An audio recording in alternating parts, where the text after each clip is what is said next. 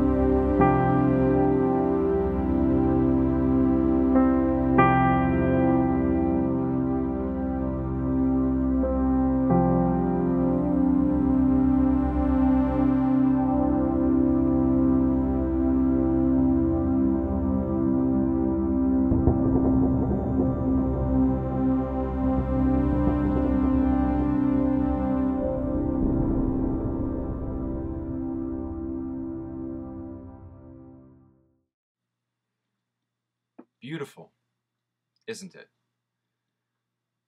What did you see? What did you hear? How did this piece of artwork speak to you? Light is a powerful image in the Gospel of John. Jesus says in chapter 8, I am the light of the world. And just after this story in John chapter 8, in John chapter 9, Jesus heals a man who was born blind. He gives sight to this man. Earlier in the gospel, Jesus meets with Nicodemus, and he meets Nicodemus in the darkness.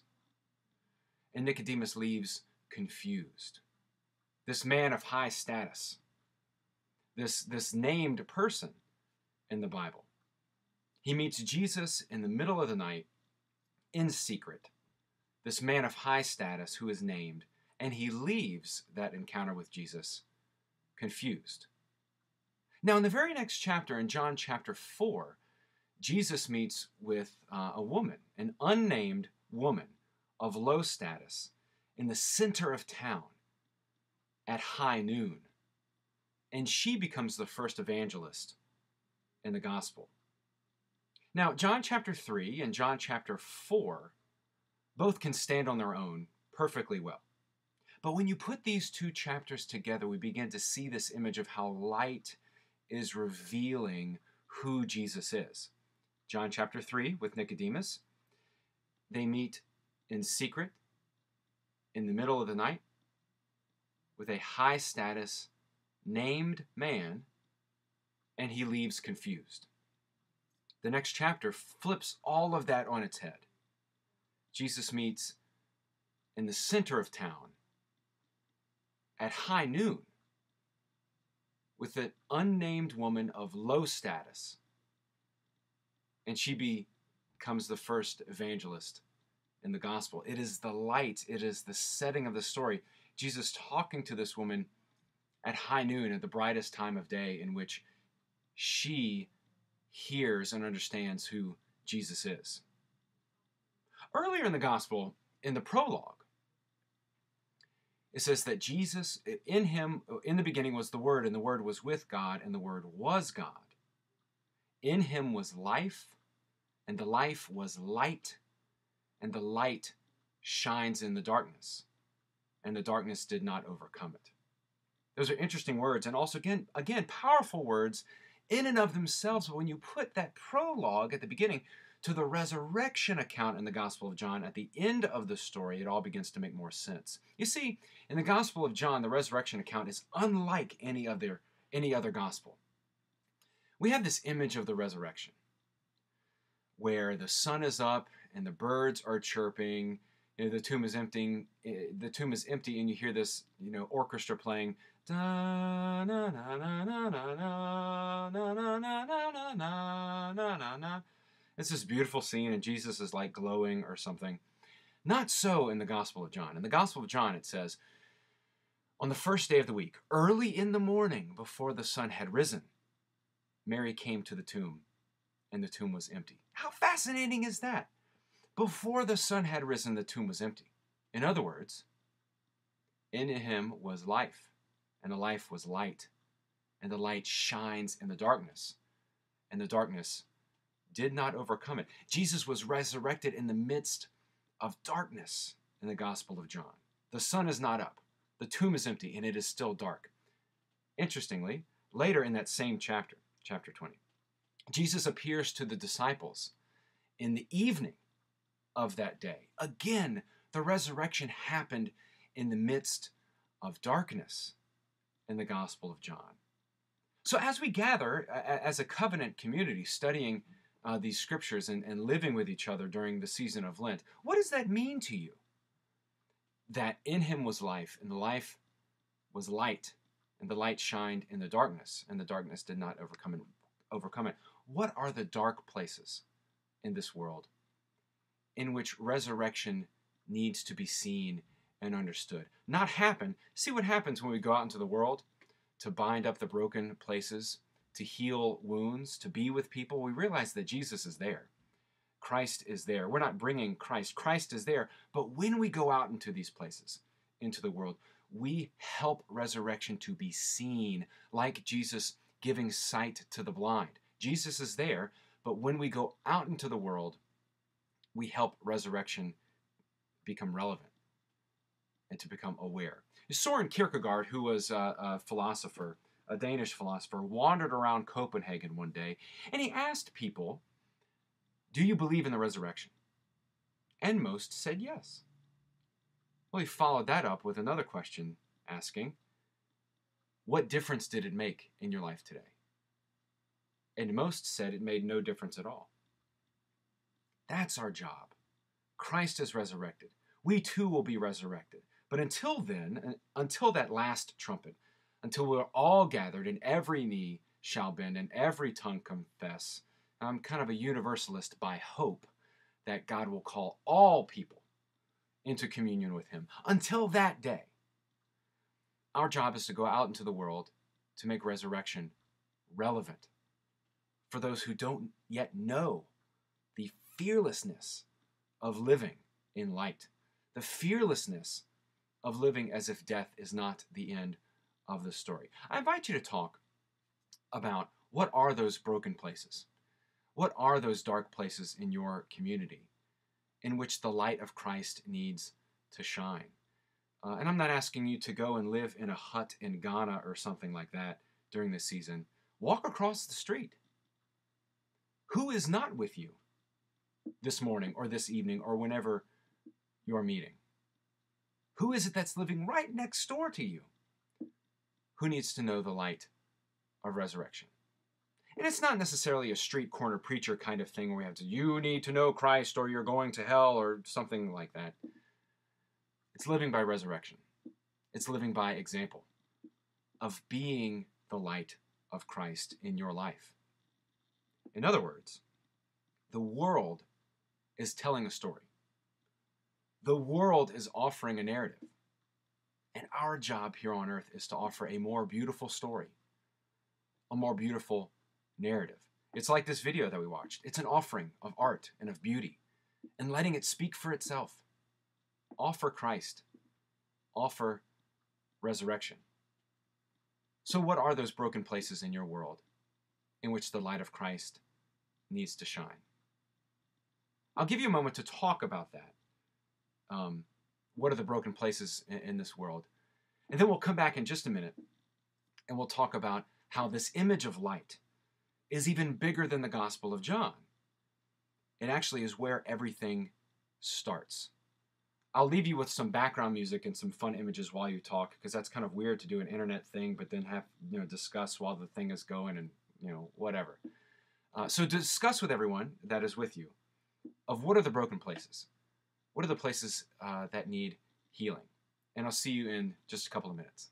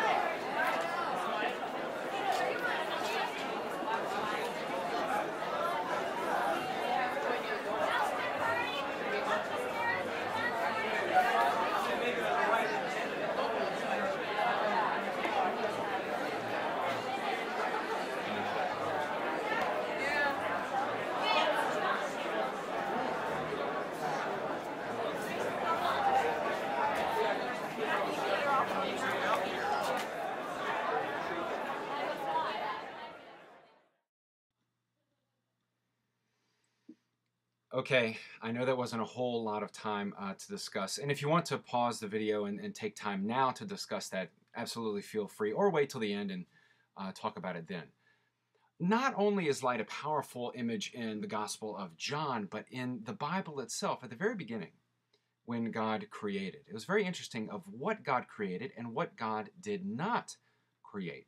In Genesis chapter 1, in the beginning, when the earth was a formless void, and darkness covered the face of the deep, and God's Spirit hovered over the waters, God said, "Let there be light." And there was light. Light was the first thing that God created, because by it we see. Light is the means of how we see with our eyes.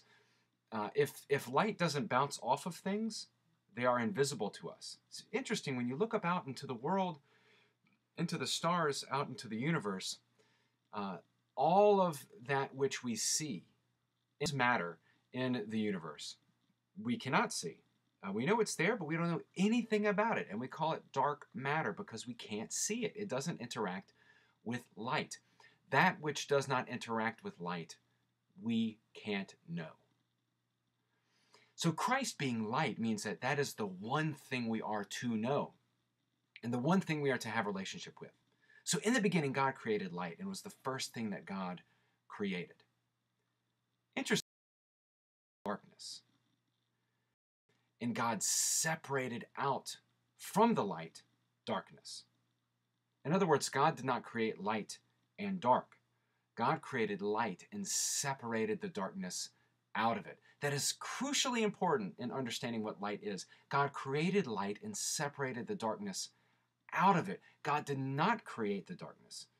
The darkness is a result of light being blocked. And that's what shadows are, aren't they?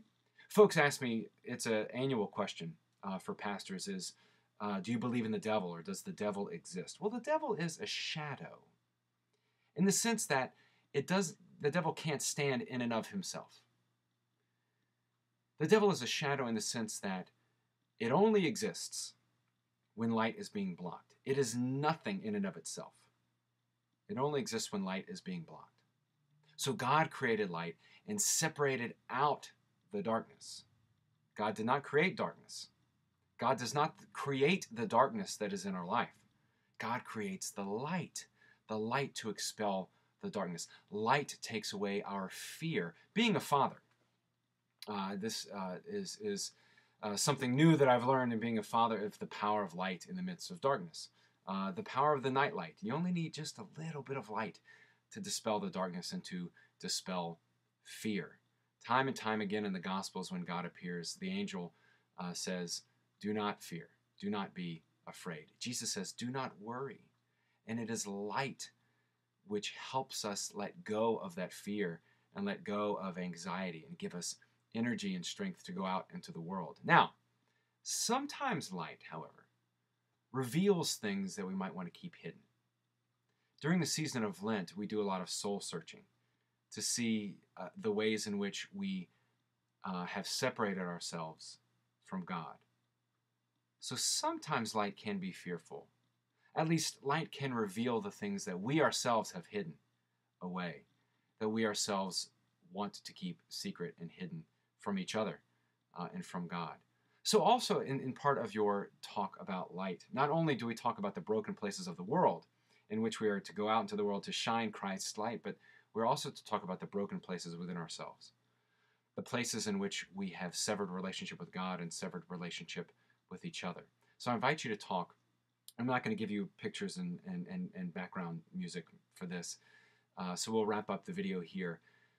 I invite you to talk about the broken places within yourself, the places you may not want to be revealed. And in a covenant community, it is important to reveal those things so that we might ourselves find healing. So we will conclude the video with these three questions. First, what did you see in the movie and the original music? What images of light spoke to you? What about the sound that you heard while seeing the light spoke to you? What did you find beautiful? What may offer a growing edge for you? Secondly, where are the broken places in the world? Where are the places in which we are sent forth to bring healing? Not to bring Jesus. Jesus is already there. But to shine light on Jesus' presence already being there. To make resurrection relevant. To show people what it's like to live fearlessly. To know that our story does not end in death. It ends in life, and it ends in light, in the light of God. And thirdly, where are those places in your life, those broken places that we keep hidden, that need to be liberated, that need to be discussed, so that we might find healing? Not so that we might start a gossip mill or a rumor mill or anything like that, but what are the places in which you have been separated from each other and separated from God? Give ear to each other's struggles. And you might find that the most personal struggles you have are also the most universal struggles we all have. So I bless you in your time together, your covenant time together. I pray that this video has been a blessing to you, and I look forward to journeying with you as we continue this walk during the Lenten season. Blessings to you. Hope to hear from you soon.